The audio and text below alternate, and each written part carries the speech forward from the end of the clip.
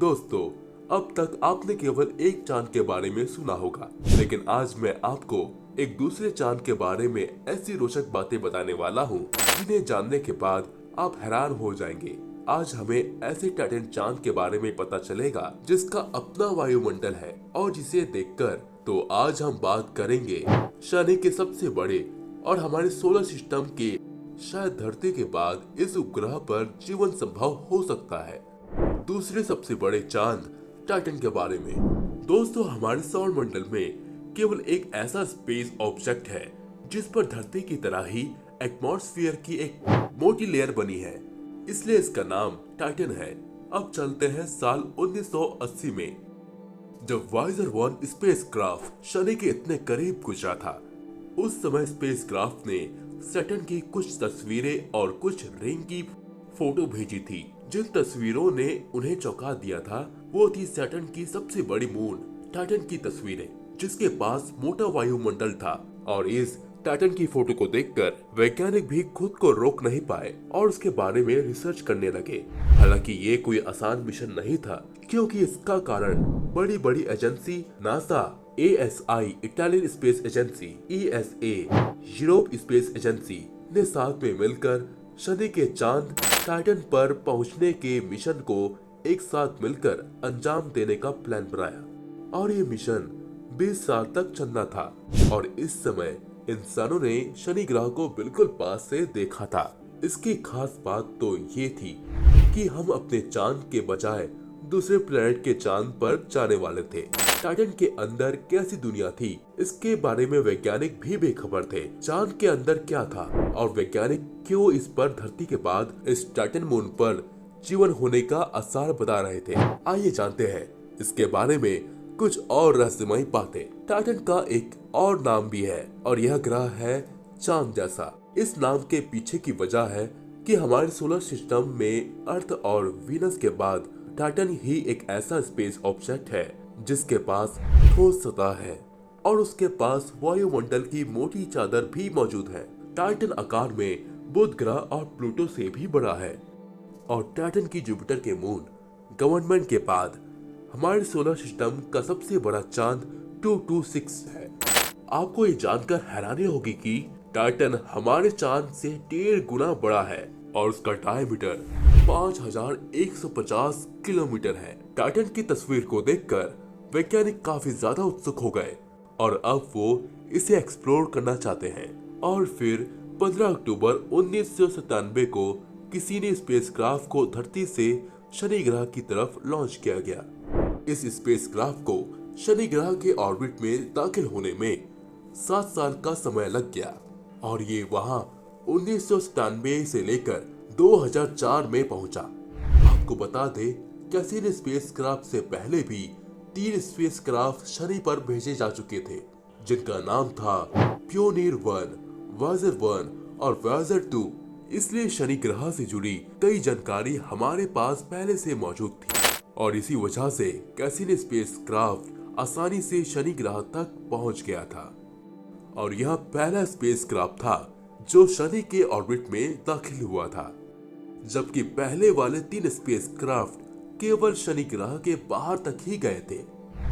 और फिर casein spacecraft ने पहली बार शनि से जुड़ी बहुत ही महत्वपूर्ण जानकारी और तस्वीरें भेजी और तब हमने पहली बार इसे इतने करीब से देखा। कैसीन स्पेसक्राफ्ट के साथ एक और साथी को भी भेजा गया था जिसका नाम था हाइगेंस, जिसने शनि ग्रह के अनोखे चांद टाइटन के बारे में हमें जानकारी दी। कैसीन स्पेसक्राफ्ट नासा द्वारा बनाया गया था, जबकि हाइगेंस को यूरोपियन एजेंसी ने बनाया था। उसमें हमें टाइटन के घने बादलों के अलावा कुछ दिखाई नहीं दिया, जबकि कैसिनी ने लगभग ZR कैमरा की मदद से हमें घने बादलों के बीच वाले कुछ इस तरह की तस्वीर देखने को मिली। इन्हें देखिए, हल्के और गहरे रंग के आखिर क्या है। वैज्ञानिकों का कहना है कि यह समुद्र या द्वीप जैसा है। टाइटन की डेंसिटी कम थी, इसी वजह से इसकी ग्रेविटी भी कम थी और इसका कारण इसका एटमॉस्फेयर काफी दूर तक फैला है। और फिर हाइजेंस 6 किलोमीटर प्रति सेकंड की रफ्तार से टाइटन के एटमॉस्फेयर को चीरता हुआ उसकी सतह पर और बढ़ने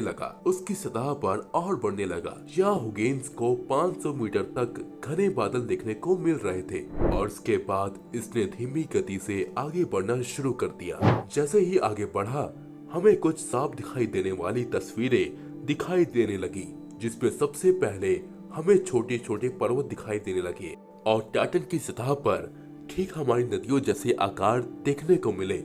टाइटन हमारे सूरज से 1.4 बिलियन किलोमीटर की दूरी पर स्थित है, जहां का तापमान 179 डिग्री सेल्सियस और कम तापमान में नदी और समुद्र कैसे हो सकते हैं।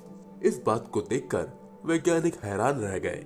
टाइटन के घने एटमॉस्फेयर में 98.4% नाइट्रोजन, मीथेन और 1.4% में हाइड्रोजन मौजूद था, जिससे पता चलता है कि अर्थ के बाद टाइटन एकमात्र ऐसा उपग्रह है जिसका एटमॉस्फेयर नाइट्रोजन से भरा हुआ है। अब भी वैज्ञानिकों के मन में एक सवाल था कि आखिर टाइटन में मौजूद नदियों में लिक्विड असल में क्या है।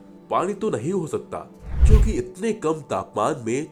इसका जवाब उन्हें टाइटन के एटमॉस्फेयर से ही मिला, क्योंकि इतने कम तापमान पर मीथेन ही है जो तरल रूप में रह सकता है। क्योंकि हमारे सौरमंडल में केवल टाइटन ही ऐसी जगह है जो खुद हद तक हमारी पृथ्वी जैसा दिखाई देता है, क्योंकि यहाँ हमारी पृथ्वी जैसी ही नदियाँ हैं, समुद्र है, पहाड़ है आदि मौजूद है। जबकि दोनों का रूप और संगठन काफी अलग है, क्योंकि टाइटन की सतह पर बर्फीले हाइड्रोकार्बनिक और पानी से बनी है। इसका मतलब टाइटन पर पहाड़ और नदियां आदि तो हैं, लेकिन हकीकत में बर्फ पानी से बने हुए हैं और यहाँ का तापमान इतना कम है कि पानी यहाँ किसी कठोर चट्टान के रूप में ही मिलेगा। इसके अलावा यहाँ मीथेन लिक्विड के रूप में मिलेगा।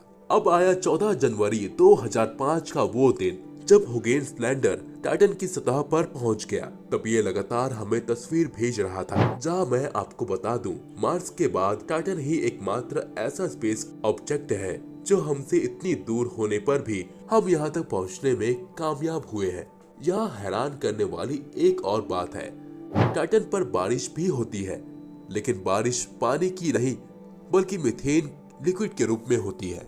और टाइटन ऐसा स्पेस ऑब्जेक्ट है जो हमारे काम आने वाले ईंधन के एलिमेंट से बना हुआ है, और यह लिक्विड मीथेन की नदियां इंसानों की कई सदियों तक ईंधन की कमी को पूरा करने में कारगर साबित होगा।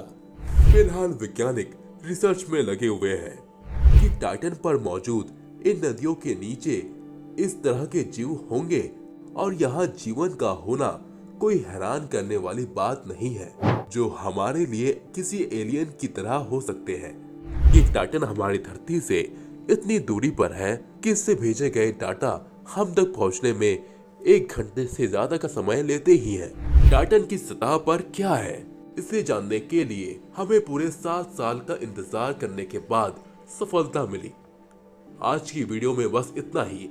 अगर वीडियो पसंद आए तो इसे लाइक कीजिएगा और ऐसे ही वीडियो देखने के लिए हमारे चैनल को सब्सक्राइब कीजिए। धन्यवाद।